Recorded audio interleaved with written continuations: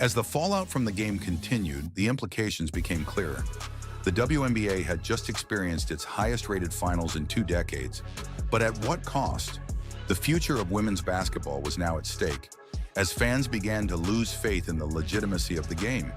The very essence of the sport hung in the balance, with questions about what this meant for the league's growth and credibility looming larger than ever. While Clark is laser-focused on improving her game, there's another element complicating her journey: a $1 million offer from the unrivaled basketball league. This new 3-on-3 league, spearheaded by WNBA superstars Nafisa Collier and Breanna Stewart, has caused quite a stir. The offer Clark received is staggering. It's 100 times more than her WNBA rookie salary of $76,535, and it includes ownership stakes and bonuses. Then there's Breanna Stewart, a superstar in the league, whose pivotal moments in the game are now under intense scrutiny. Lastly, the referees, whose decisions seem more puzzling than ever. Now picture the scene.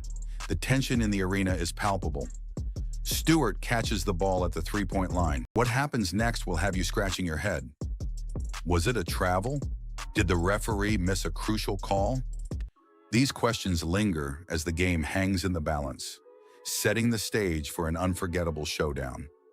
As the clock ticked down, viewers watched in disbelief as Stewart appeared to take several steps without dribbling. It's a travel violation so blatant that you could hear fans screaming at their screens. Yet, not a single whistle blew. The lack of action from the referees was just the beginning. The real shock came when Elena Smith contested Stewart's shot. Fans could hardly believe their eyes when a foul was called, despite no contact being made. How could this be happening in a championship game? Despite the league's record-breaking growth in attendance and television viewership, player salaries remain relatively low. Rookies like Clark earn around $64,154, while the league's maximum salary is capped at $241,984. This often forces players to seek additional income by playing overseas during the off-season. She's got her sights set on one thing: becoming one of the greatest in WNBA history. But here's the tension. Can she stay on this course? Can she balance the immense pressure to keep delivering on the court while also navigating the growing off-court expectations? Her focus on perfecting her game is already apparent. She's back in the gym, refining her left-handed dribbling and adding a deadly floater to her offensive arsenal. This video will expose the shocking truth behind the final moments of the WNBA Finals that left fans and players alike outraged. The stakes were high as the WNBA Finals came to a dramatic conclusion. Fans packed the arena, hearts racing with anticipation. All eyes were on Breanna Stewart and the New York Liberty, while the Minnesota Lynx were determined to claim victory. Like, if this were on the NBA side, that referee would have been fired before the game even ended.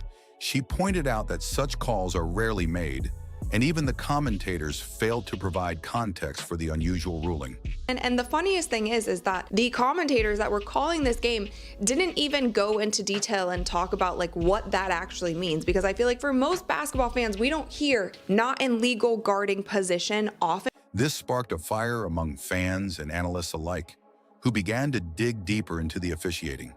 They found a troubling trend. The final free throw count revealed a staggering difference. As the game unfolded, the tension escalated further. During the trophy ceremony, the commissioner of the WNBA wore a dress adorned with the New York skyline. The timing could not have been more suspect, raising eyebrows and sparking conspiracy theories among fans. Social media exploded with reactions, questioning whether this was a blatant display of favoritism. Critics argued that such an outfit choice during the finals was inappropriate, leading to doubts about the league's integrity. Then came coach Cheryl Reeve of the Lynx, a legendary figure in women's basketball. Her post-game interview was nothing short of explosive. She didn't hold back, expressing her frustration with the officiating and questioning the consistency of the calls throughout the series. The intensity of her words resonated deeply with fans who were equally fed up with the perceived injustices unfolding in front of them. Off the court, changes are brewing that could significantly affect Clark's career and her team's future. The Indiana Fever, Clark's team, and the Chicago Sky, where her rival Angel Reese plays, are reportedly in a fierce battle to sign Stephanie White, the head coach of the Connecticut Sun. White has been one of the most successful coaches in the WNBA, leading the Sun to back-to-back playoff appearances and winning the WNBA Coach of the Year award in 2023. The stakes are high for both teams. The Fever are building a young core around Caitlin Clark and Aaliyah Boston. I know all the headlines will be Reeve cries foul. Bring it on, right? Bring it on, because this shit was stolen from us. Bring it on. Reeve challenged the league to examine their officiating standards, insisting that if they want to maintain credibility, they must enforce consistency for all teams. The future of the WNBA hangs in the balance. Caitlin Clark's potential involvement in the unrivaled league has sparked a significant amount of controversy. While many see the $1 million offer as a testament to her marketability, others have expressed concerns about fairness and favoritism. Analysts like Roberto Rodriguez have raised questions about how other WNBA players, particularly those who have had past tensions with Clark, might react to her receiving such a lucrative deal while they continue to earn far less. These concerns have resonated with a faction of fans, many of whom have taken to social media to express their outrage. Rachel DeMita, a prominent voice in basketball media, has urged Clark to think twice before accepting the offer.